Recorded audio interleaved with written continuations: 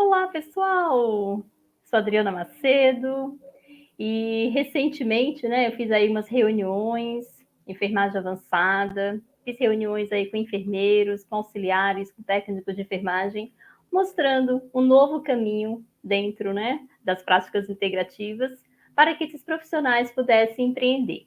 E muita gente, ficou com dúvida com relação aí aos primeiros passos, porque eu trabalho em hospital e quando a gente se forma, a nossa formação basicamente é para a gente prestar um serviço e não para a gente empreender. Então, pensando em tudo isso, eu e a minha equipe, o Instituto Biomedics, nós, resolvemos aí fazer esse bate-papo. Hoje vai ser com uma pessoa assim, muito especial. Hoje eu vou conversar aqui com o Márcio Coabara. Ele é diretor da Organização Contábil Liberty. Gente, uma empresa com mais de 58 anos no mercado. E ele vai contar aí um pouquinho, da experiência dele, da empresa também, e vai aqui tirar algumas dúvidas, com relação aí ao técnico, ao auxiliar de enfermagem e até ao enfermeiro, para dar aí os primeiros passos nesse caminho aí de abrir uma empresa, de começar a empreender. Então, esse bate-papo aí vai ser bem bacana, trazendo essas informações aí importantes para você que quer começar a entrar nesse caminho do empreendimento. Então, é com muita gratidão, que eu recebo aqui o Márcio Coabara para bater esse papo aí sobre empreendedorismo, na área da enfermagem. Ele que é um contador aí com muita experiência e vai poder tirar umas dúvidas. Márcio? Oi, Adriana, tudo bem? Oi, Obrigado Márcio, aí. seja bem-vindo. Obrigado. Primeiramente, obrigado pelo convite. Eu espero que eu possa aí auxiliar e, digamos, esclarecer as dúvidas aí dos profissionais da área de enfermagem que queiram empreender. Tá? Então, do que precisar e do meu conhecimento, eu fico aí à disposição. Ai, muito obrigada, viu, por ter aceito aí o convite. E estava vendo aqui, poxa vida, sua empresa aí, já são mais de 58 anos no mercado. Uma empresa já, bem consolidada, isso é bem bacana, né? Assim, empresa familiar, começou com meu tio, passou para o meu pai, e aí eu sou a segunda geração, digamos. Assumi aí uma parte da sociedade, né, alguns anos atrás. Comecei, lógico, né, digamos, no chão de fábrica, e aí, desde então, a gente vem estudando, aprofundando, né, o conhecimento e atualizando, né, porque aqui no Brasil não é fácil empreender. São vários desafios, é uma, digamos, luta diária, né, para conseguir contento aí a seguir, né, com a empresa e tudo mais.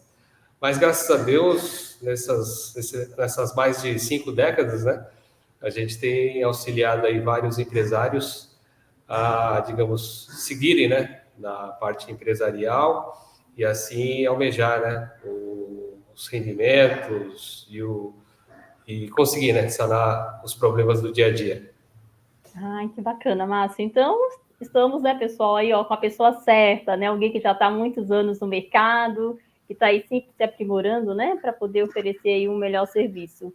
Bom, Márcio, então eu até comentei no comecinho, que eu fiz aí algumas reuniões com enfermeiros, auxiliares e técnicos de enfermagem sobre empreendedorismo.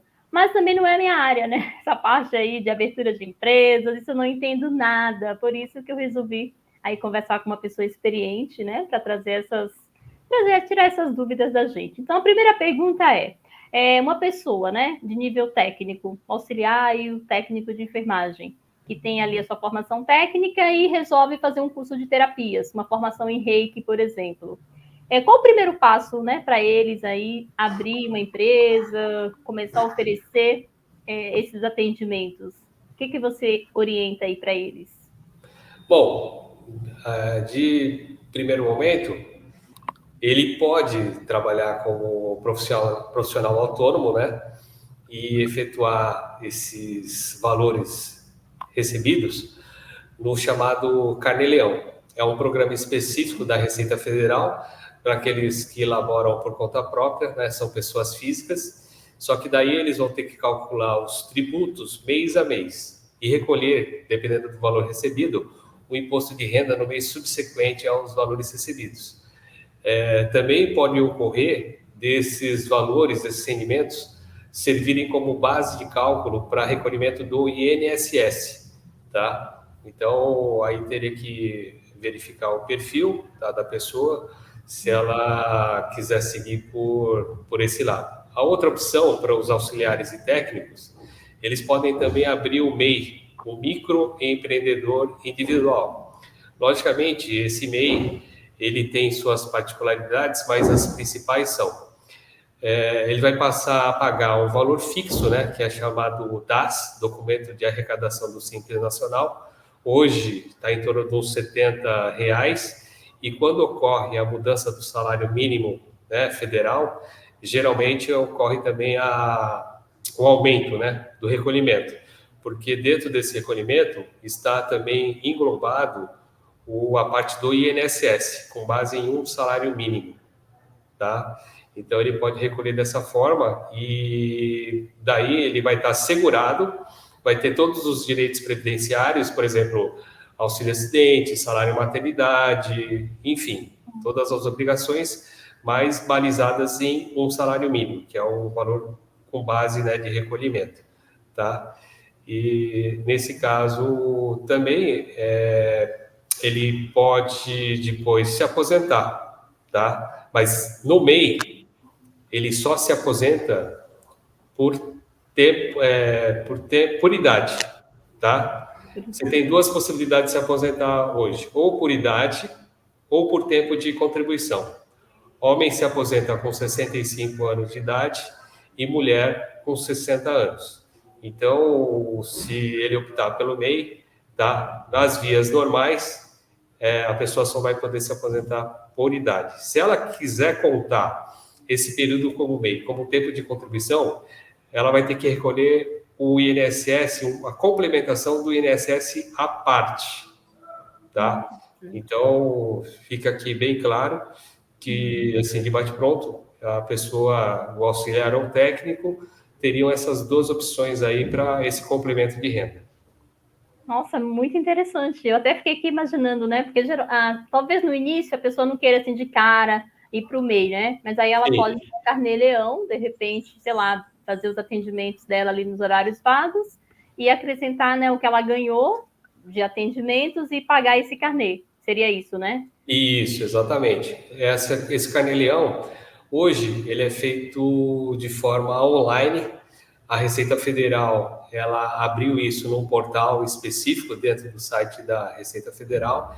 Então, o contribuinte, pessoa física, vai alimentando o sistema mês a mês e o próprio programa já vai calculando o valor do IR correspondente, ele gera a guia e ele pode depois exportar esses dados para a declaração do imposto de renda da pessoa física, logicamente, se ele tiver obrigado a declarar. Então, o contribuinte vai ter que verificar se ele está nos quesitos de obrigatoriedade de entrega e, caso esteja, ele pode aproveitar, tá? Ou deixar de fazer a declaração de IR.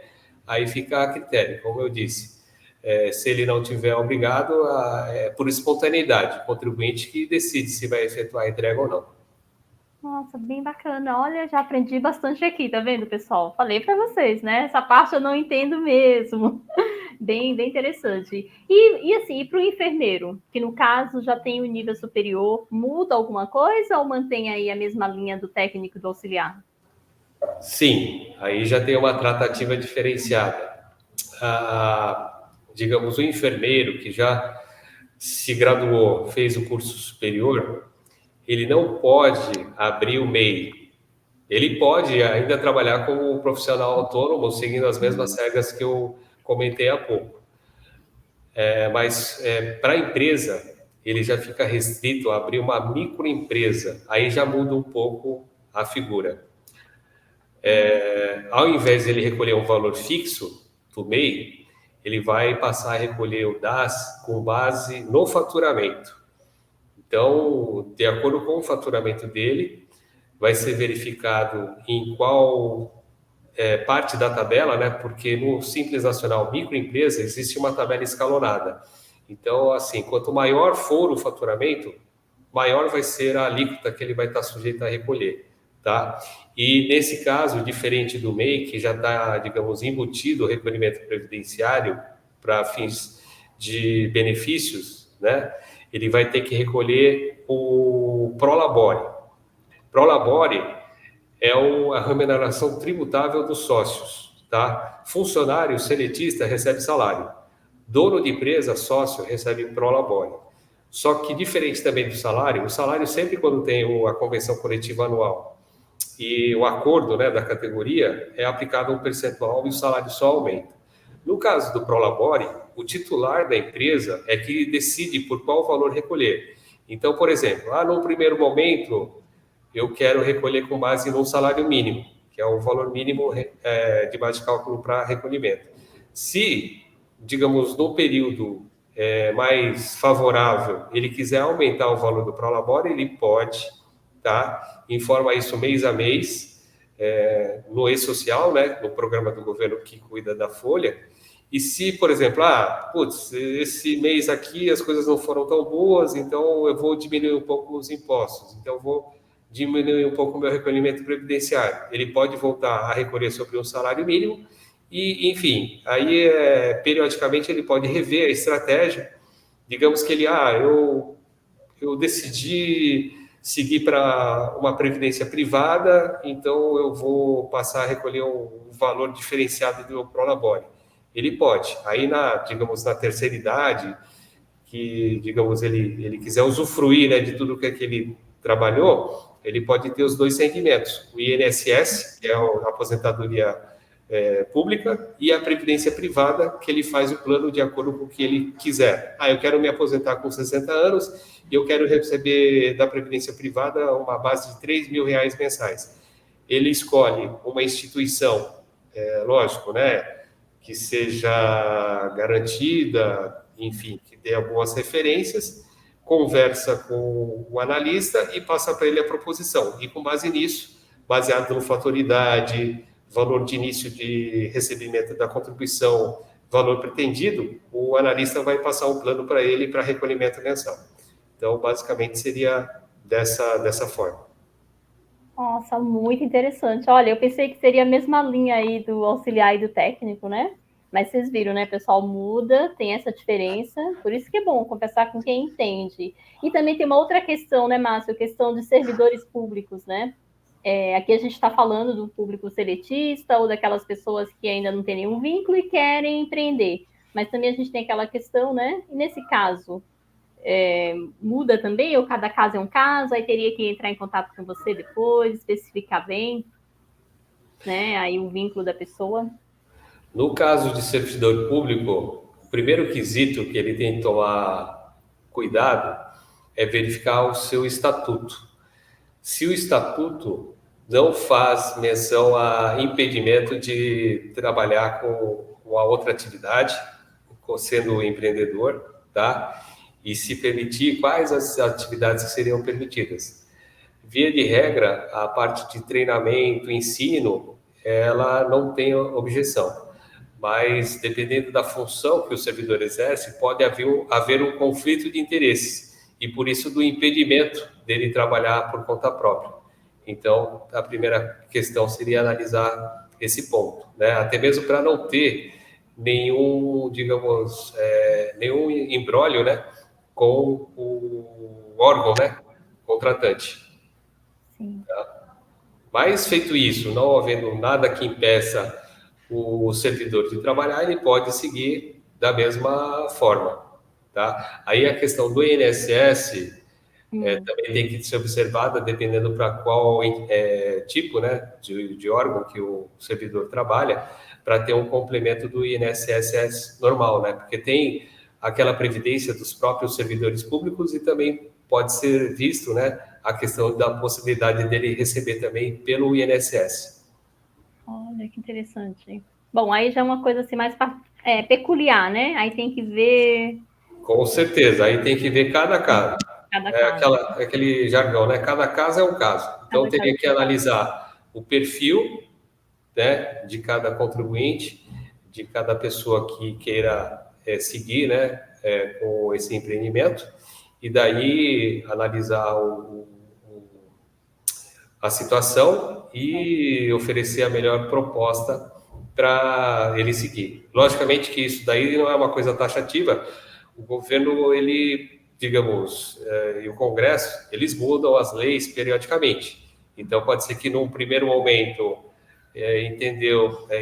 houve entendimento que um caminho seria melhor, mas se o governo mudar as regras do jogo, aí tem que ser feita uma nova análise. Entendi. Nossa, muito esclarecedor, Márcio. Agora uma dúvida minha, assim, com relação tanto ao técnico ao auxiliar, né? Que de repente optar aí pelo MEI. Demora muito o processo para ele abrir? Não. Aí, você tem um tempo mais ou menos estipulado de quanto a parte burocrática, digamos assim? Ou...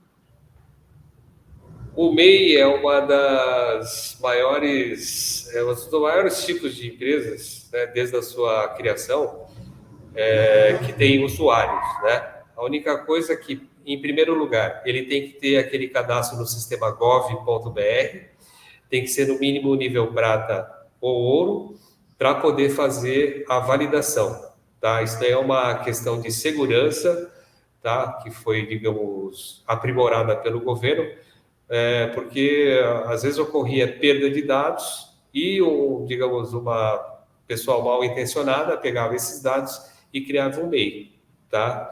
E aí fazia operações incorretas, enfim, acabavam até ocasionando problemas para a pessoa, né? Digamos, que é o detentor daqueles dados. Então, o governo colocou como trava de segurança, a primeira questão é ter o cadastro do gov.br para depois validar essas operações. Feito isso, até que a operação não é muito complicada. Então, eu creio que não ocorrendo nenhum problema no portal do empreendedor, a pessoa consiga abrir o MEI no mesmo dia, tá? Então, isso daí é de forma automática. Quiçá o sistema de abertura do MEI fosse replicado para todos os outros tipos de empresas. Isso daí ia facilitar bastante o trabalho. Nossa, que bacana! Bom, pessoal, vocês viram, né? Então, o Márcio trouxe aqui muitas informações para você aí, que assim como eu também, né, leigo no assunto. E então, aqui ele já deixou claro, né, o primeiro passo aí, tanto o auxiliar, o técnico, e também o enfermeiro, né, que tem uma diferença. Então é isso, né? Eu quero assim agradecer imensamente, né, aí essa contribuição do Márcio. Até para mim me clareou muito, assim, eu sou servidora, né? Meu vínculo é federal e hoje na situação que eu me encontro eu ainda não posso abrir uma empresa, né? Só posso assim dar aulas, dar cursos e foi bem esclarecedor. Eu, Márcio, agora assim, quem está aqui, quem vai nos assistir depois, né? E aí de repente ficou com mais alguma dúvida, e aí, como que ela faz aí para entrar em contato com a Liberty, né? De repente, até contratar aí o serviço de vocês para ajudá-la aí nesse primeiro passo aí da abertura de uma empresa, ou até mesmo, né, para fazer as tributações depois. Você tem alguma rede que ela possa acessar? Como que é? Sim, eu vou deixar depois. O nosso site é www.liberty, com Y no final, .cnt.br. Também estamos na plataforma do Instagram, tá? E Facebook. Aí depois eu passo os endereços, tá? E fico à disposição aí no que eu puder auxiliar para todos os operadores, tá? Muito obrigada de coração mesmo, né? Tenho certeza aí que para os enfermeiros, para os auxiliares e técnicos que queiram dar o primeiro passo, com essa explicação já vai ficar muito claro para eles. Porque assim, eu até então não tinha nenhuma noção, né? Eu sou terapeuta reikiana, também trabalho, sou servidora, mas se amanhã ou depois eu tivesse que abrir uma empresa, um estabelecimento, eu ia ficar totalmente perdida. E com o que você trouxe aqui, já deu uma direção, né? Que tem essa diferenciação do técnico, do nível superior. Então, eu quero te agradecer assim, imensamente, viu? Por ter doado aí o seu tempo e o seu conhecimento aí para nos auxiliar aqui. Muito obrigada. A gente vai deixar aqui, né, o seu Instagram, depois o site, Facebook. E aí, pessoal, entrem lá, acessem e façam aí a consultoria de vocês, né, com a Liberty. Fiquem com o Márcio. Muito obrigada, viu, Márcio? Eu que agradeço, Adriana.